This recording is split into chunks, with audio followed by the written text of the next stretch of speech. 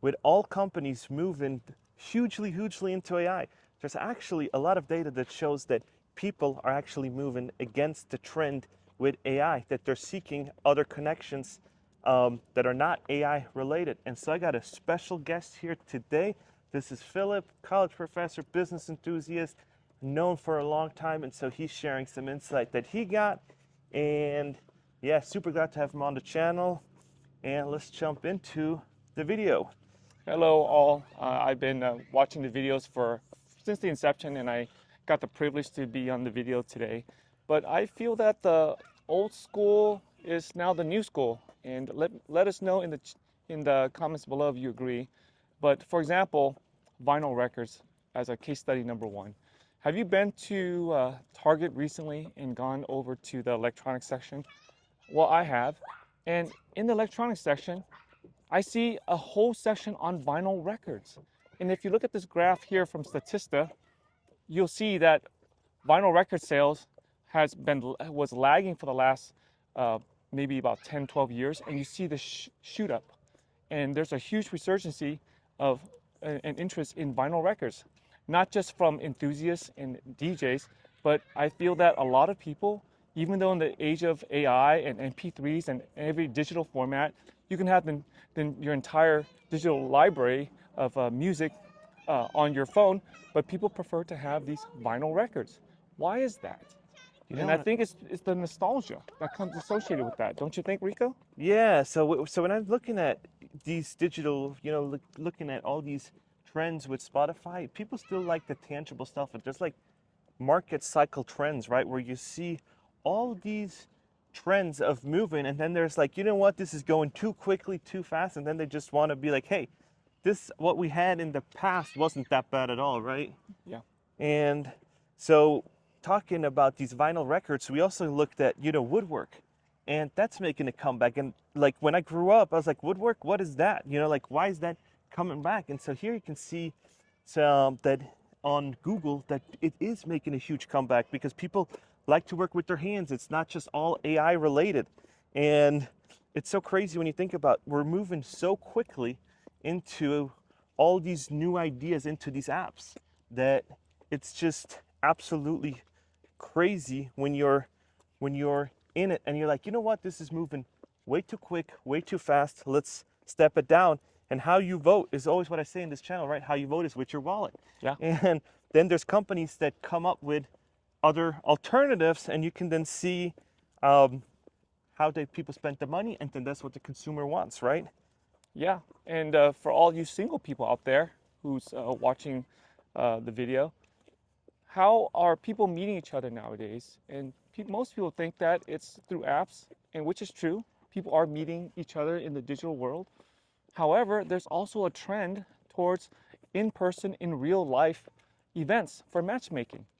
And a Match Group, some of you know the Match Group, they own companies such as Tinder, OkCupid, Plenty of Fish, Hinge, etc. They're the largest company in the world they own all of these dating apps. Well, guess what? Now they also have in-person events as well too. And if you look, their stock has dropped drastically since the peak of October 21st, when they were worth $175, as you can see from this graph. Today, it's dropped 80%. 80% drop in their stock price. And it's not just Match. If you go to Bumble, which is a competing app, for those of you who know, they have something called IRL events. Okay, please like and subscribe. Thank you. They have events in real life. So Bumble is not just offering digital connections, but they're also offering in real life connections as well too. They've piloted this at 10 different cities. And what it's showing is that these companies, they're not dumb, right, Rico? They know where the money's at. So they're looking at this as, wait a minute, there's a movement towards people wanting to meet organically in person. So it's what's interesting to me with that statement is actually that against kind of their whole business model, right? That's why they kind of came up with these app crazes, so you don't need to meet in person. And now they're like, oh, where do you think that comes from? Like, oh, we do need to do these in-person meetings because it was all about swiping, right? It's like the swiping movement, and now, what do you think moved people away from the app world back to speed dating and the digital realm? Yeah, it's just my personal opinion, and I think it's also from my experience as well too, is that as digital as the world has gotten, we still crave human interaction. And when I say human interaction, I'm talking about real human interaction, like this. Like a Zoom call cannot replace what we're doing right now. Us No. spending time together, walking, feeling the sunshine. Um, the digital world, the metaverse can't replace this right now. Yeah. And I think people crave that because we're human beings. We crave real sensory feelings, not artificial sensory emotions. Yeah, that has something to say. It's so funny how you grab up market share, right? And you're like, hey, this is the new trend. And then all of a sudden people are like, you know what? I'm tired of the swiping movement. Yeah. I'm tired of this. And so Yeah. then these companies that were all about, hey, let's have everything digital, are like, oh, we're moving back to how it used to be because that's what people crave. I think it's almost like trends, right? They come and Yeah. go, and yeah, it's like these apps at the Apple Store. I remember like 2000, the early 2000s, everybody was like, we need to develop apps. We need to develop Yeah. apps. And if you don't have an app, you have no good of a product. Yeah. And yeah, And don't get us wrong, we're not saying AI is going away. We're not saying online dating is going away. We're not saying MP3s are going away. no. But there is this resurgence. And just like if you look at this this article up here from the Wall Street Journal, and that's what they called it, there's a resurgence in speed dating. And speed dating, it's dating back when I was single, back in the late 90s, early 2000s. Speed dating was a thing. Yeah, And of course, the apps took over. Speed dating was Out. no longer popular. right? It was But out. now, according to this Wall Street Journal article, it's back in again. Granted, the article is dated, it's from 2023, but I still think the trend is still popular. And still, yeah, so it's coming up again. It's so interesting when you talk about, all these trends, because as you talked about the metaverse, it's just like, I feel like it just comes and goes, and then something's going to take its place. And what we had back in the day wasn't as great as what we had today. And I remember when we had VR headsets and all this stuff. Now we're seeing trends of actually board games making a comeback. How crazy is the board game comeback, where people actually go to coffee shops and play board games again? I never ever thought that board games are going to make a comeback again. Yeah. And how's that Vision Pro going? I sold mine. No, how do you think think their sales is going? The Vision Pro, that one is they're discontinued. No, I had the Meta headset. You right? You had the Meta headset too, I right? used it twice and I gave it away to my friend's kid. Why did you give it away? Value. What's the value of this? I couldn't find the value of it. And also it was getting me nauseous as well too. The form factor was just too clunky on my head. I had to always lay down my bed to use it. But the Vision Pro, they're discontinuing. I mean, it's a flop. I mean, Apple admits it's a flop. Yeah, so people aren't ready yet to make the full plunge. transition, right? Yeah. To be like, hey, we're going to embrace this. Mm-hmm. And influencers bash it online, right? They said Yeah. this is a garbage product. And you said something about when we did the research on this video that even Doug DeMuro doesn't, you have, what do you got in your garage? Oh, so I have a 2005 Land Cruiser. I love the vehicle, but it's a completely analog vehicle. And I remember you were telling me when the new Land Cruiser was coming out. I thought so. Phil, man, you should have sold your Land Cruiser because the new Land Cruiser is coming out. I'm like, okay, well, let's see how this Land Cruiser plays out. And Doug DeMuro, if any of you know him, you can see the link here on Doug DeMuro. But he's the most influential car reviewer in YouTube, and he just crapped on the new Land Cruiser. Extremely disappointed in it. Yet, yes, it has sold 18,000 units from January to September 2024. But by and large, and those are just peanut numbers compared to what Toyota sells on an annual basis and global basis. By most enthusiast views, that Land Cruiser has been a dud. And I've seen the Land Cruiser as well too. I've driven the new Land Cruiser at the dealerships, and it just didn't have the personality. It's like your car. Yeah. Like your Mustang, it has a soul. You feel like it has a soul, has a personality. Yeah. This new Land Cruiser, to me, felt like I was driving a Honda Pilot, and I didn't feel anything when I drove it. Yeah, because I told you, like, oh my gosh, you're gonna lose money. This is gonna be the new Yeah. thing, right? I told you, like, Yeah. oh my gosh, you better get rid of it because they're coming out, and it looked on pictures. You know how they Oh, had it looks great. they made it all seem like this is gonna be the new thing, and I was like, oh man, this is gonna be, give you a run for your money. And then all of a sudden, people trash it online and said this is not what we wanted, and so then yours is still the one to go to because that's what. And I drove yours. Remember, I drove yours, and it drove so nice. Even though it was analog, it had like a personality to it, and it wasn't like just all digital. It wasn't just all in a digital, like iPads everywhere, how they do now, where it's just iPad on iPad stacked on the dash. And yeah, I think that shows that, not every consumer is going to fully embrace the new way of AI, of thinking, of doing all that, right? And you're probably hearing us talking, you're probably thinking, oh gosh, this is just two older guys and they're still living in the past and it's nostalgic for them. But if you look at vinyl sales in 2022, 1/4 of all the vinyl sales, guess who sold those? It was Taylor Swift. Taylor Swift. Do you think middle-aged people are buying Taylor Swift vinyls? No, it's the younger generation. So 1/4 of all the vinyls that were sold were from Taylor Swift. So it's not just these older boomers, generations who Yeah. are trying to live in nostalgia and they can't adapt to the new world. It's also the new generation as well too, seeing that there's value in these products. I also seen these old Polaroids. They're making the old Polaroids new again with the Polaroid coming out.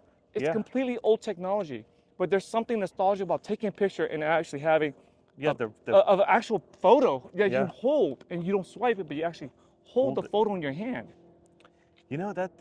So in the world of productivity, I feel like in the world of productivity where companies need to be more productive, it makes sense to implement AI.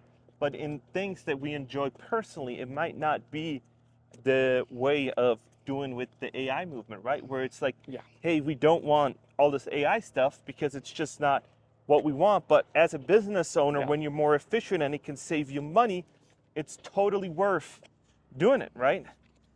I totally agree with you. I think when you're talking about pure capitalistic processes, efficiencies, AI is the way to go. Any type of technology is the way to go to improve technologies and efficiencies. However, if you're looking for emotions, if you're looking for feelings, if you're looking for nostalgia, if you're looking for something that kind of gives you that gives you some type of emotional response, a digital world AI type of interaction doesn't do it for a lot of people.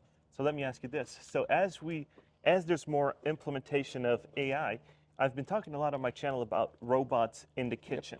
So do you think that food prepared by a robot is going to taste differently or better prepared by a robot than a human? Do you think there's going to be restaurants that say, hey, we're going to be just humanly cooked, and if it's better or worse, what do you think? Is it going to be, what do you think? Is there going to be a taste difference? So I don't think there would be a taste difference if the robot they perfected the technology in a way where they make food more consistently than a human being. However, you and I, we just had a special celebration a couple of days ago, and we went to a restaurant that was not fast food. It was an occasion. It was a nice restaurant. If you told me that food was going to come out and it was going to be produced by a robot, I wouldn't have gone to that restaurant. Because it was a feeling. It was not transactional. Yeah. It was not, hey, I'm hungry, let me get something to eat. Sure, I'll go get food made by a robot. But no, I'm spending time with you, your wife, my wife, our friend. It was an occasion. It was a moment. It was something special. And if I wanted to have a special experience, I don't want the food to be made by a robot. Like automated. Automated anyway. So I'm curious to know what the audience thinks about that and the viewers think about that. Would you go and spend $100, $150 a plate at a restaurant where the food is made by a robot? Personally, for me, I don't think I would. I feel like if you're going to go to fast food, because Costco has, if you ever been to Costco, You have these where they make the pizza and they put it on, and it's kind of like all done with robots, and it's $2. And that's like for U.S. prices, that's not a lot of money for a slice of pizza, and it's a pretty decent pizza, but it's no way of like, hey, I'm gonna go have a nice family dinner out, and you're like, I'm not gonna go to Costco, right? Yeah. And you kind of then get the feeling of like, hey, this is done by the masses, but the consistency, and you probably had it a few times, right? The pizza, Yeah. All the And- pizza, all the hot dogs, I've tasted the same. and they tasted the same across multiple locations, right? Yeah. So if you go to Arizona, it tastes the same as it does in Tucson, right? And so for fast food, I can see where you do that, but in the real world, like in a higher end establishment, Yeah. it might not be the right way of doing it, right? Yeah. Can you imagine going to Nobu or going to Hell's Kitchen and trying to, and they charge the prices they charge and justify it? I mean, there's a reason why when you see certain pieces of, say, furniture, it'll say hand scraped, Yeah, right? wood. Yeah, right? the wood, they say hand scraped. Or we'll go to I think it was the noodle restaurant that we had gone to in the past. It was hand pulled noodles. Yeah. They specifically point out that a human being touched this thing, not a machine, but a human being touched this thing. They pulled the noodles themselves. And there's, even with all the imperfections of human beings, I feel that we crave the fact that, okay, a human being did this and not some robotic device. So for all of these people now that are like so worried about AI and all this, there will still always be these human interactions, right? So there's never going to be like no human touch to it, because that's what a lot of people still are going to want to do. And so we are coming up to the end of this video. I appreciate Philip so much for coming out. If you're on LinkedIn, give him a follow. He would appreciate that. And we also got another cameraman on. Say hi, buddy. Hi. So On's here too. And yeah, do you have any ending words? Thank you so much for having me on the show. It was a privilege, and I love watching every single video that comes out. I look forward to them coming out. I just love how you, and sometimes Ali, who comes on the show, you guys keep it so real. So keep doing what you're doing, brother. Appreciate it. So thanks a lot. See you in the next one.